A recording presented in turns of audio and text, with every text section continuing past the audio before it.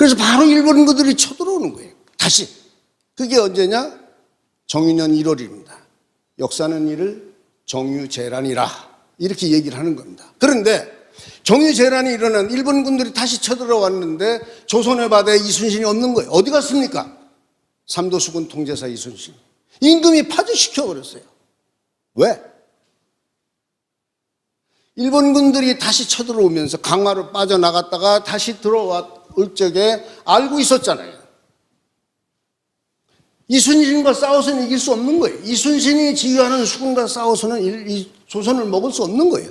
그래서 반간계 작전을 펼칩니다. 간첩 요시라를 보내서 가토 기요마사가 넘어오는 그 현해탄을 넘어오는 날짜를 거짓으로 알려주고 이순신 모가서 쳐라.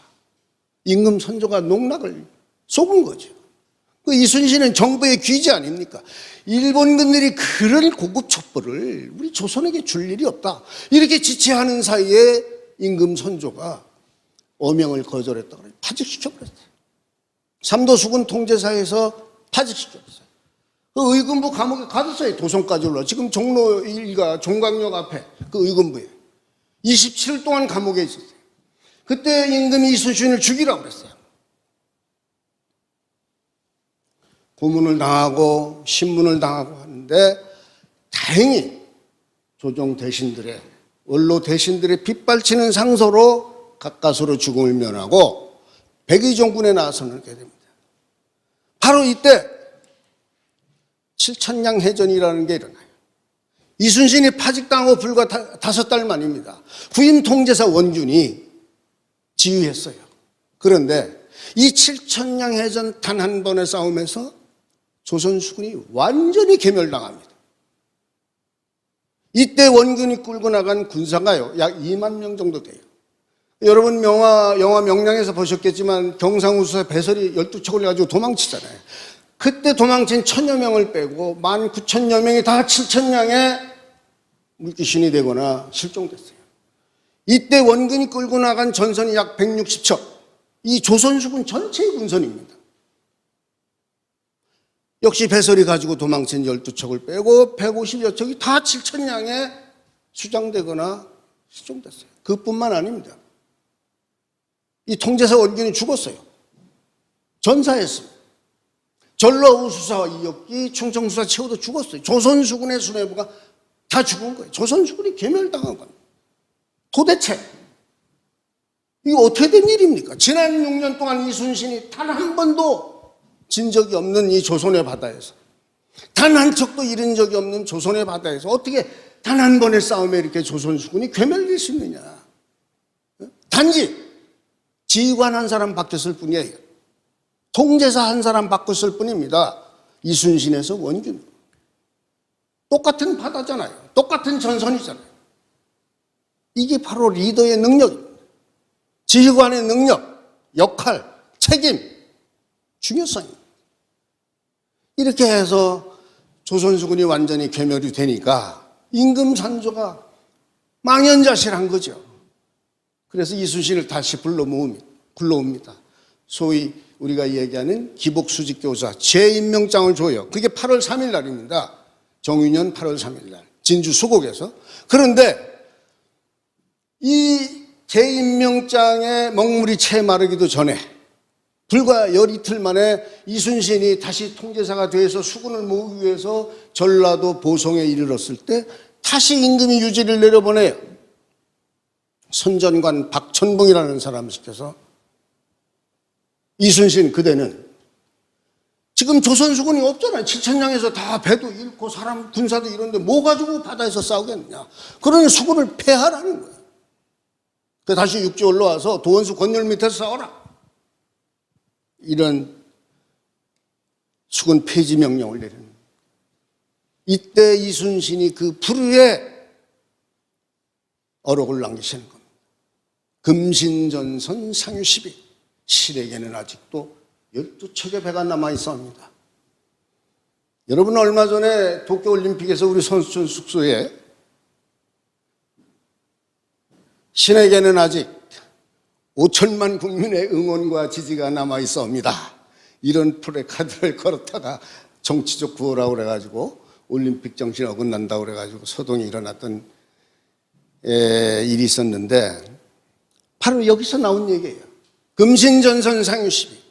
신에게는 아직도 12척의 배가 남아 있습니다. 출사력 거전죽 육아의학. 죽기를 다해서 각오하고 나가서 싸우면 오히려 할 수 있는 일이라는 겁니다. 지금 임금이 명하는 대로 수군을 패하면 신은 외적들이 남해를 돌아서 한강으로 한성으로 임금이 있는 곳으로 쳐들어갈 것을 심히 염려합니다. 전선수가, 전선의 수가 비록 적지만 미신불사즉 적불감모하이라. 신이 죽지 않는 한 적이 감히 우리를 없이 여기지 못할 것입니다. 이렇게 하고 나가서 싸운 전투가 이 명량해전입니다. 여러분 영화 명량에서 보신. 불과 재임명장 받고 43일 만이에요.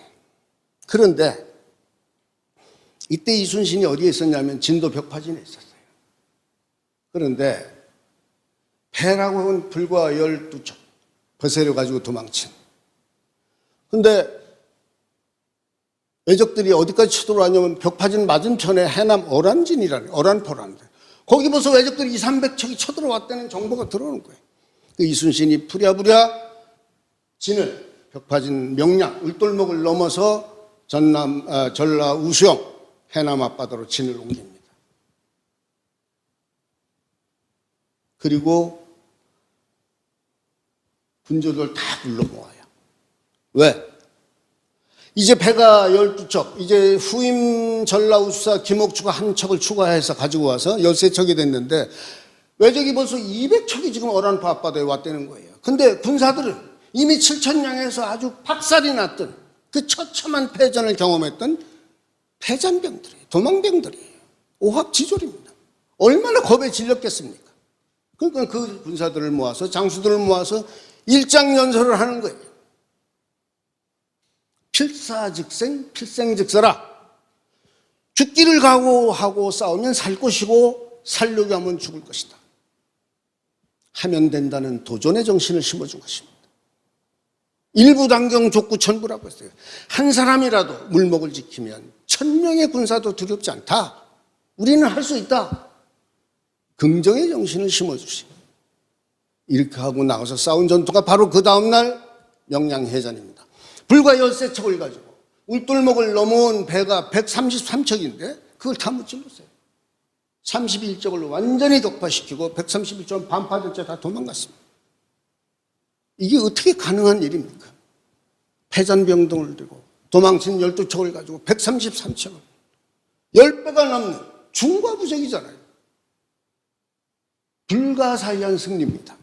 그래서 이순신도 난중일기에다가 이렇게 기록을 해요. 차실천행이라. 실로 하늘의 도움이 없이는 불가능한 승리였다. 과연 하늘의 도움만 있었을까요? 이순신의 철저한 전술 전략의 승리입니다. 좁은 물목, 빠른 조류, 강한 바람을 이용한. 이렇게 해서 이순신이 정말로 기적 같은 승리를 거두고 조선수군을 다시 재건합니다. 이제 마지막 전투가 무술년 11월 19일 노량해전입니다. 사실 이 싸움은 싸우지 않아도 되는 싸움이에요. 왜냐하면 무술년 8월 18일 날 조선 침략의 원흉 도요토미 히데요시가 갑자기 죽어버렸어요. 그러니 조선에서 거둔 게 하나도 없잖아요.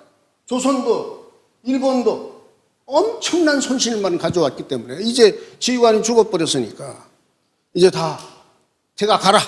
그 11월 15일 중순이 되면 다 부산포 앞바다에 모아서 지금 이제 퇴각할 판이에요. 그런데 이순신이 절대로 안 된다는 거예요. 절대로 한 명도 돌려보낼 수 없다. 편범불반이라고 했어요. 단 한 척도 돌려보낼 수 없다.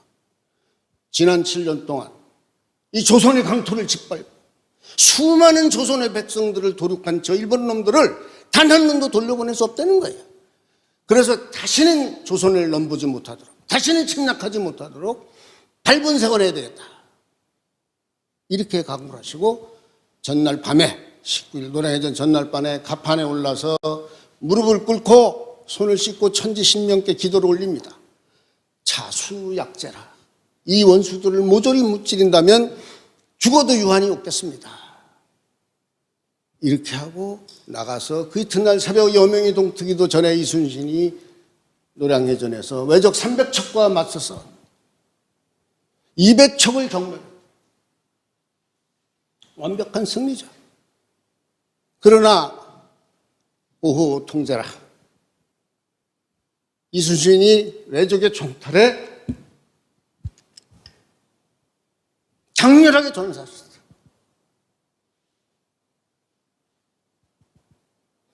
이순신이 돌아가시면서 하신 말씀이 전방급 신물어나사. 지금 싸움이 한창 급하니 조심해서 내가 죽었다는 말을 내지 말라. 끝까지 승리만을 생각한 이순신입니다. 자신의 죽음보다 자신의 사명을 먼저 생각하는 충무공 이순신입니다. 이렇게 임진왜란 7년 전쟁이 끝났습니다. 40여회 전투에서 단 한 번도 진 적이 없습니다. 일본 군선 700여 척을 분멸시키고 6만여 명은 사상시킨 이 완벽한 승리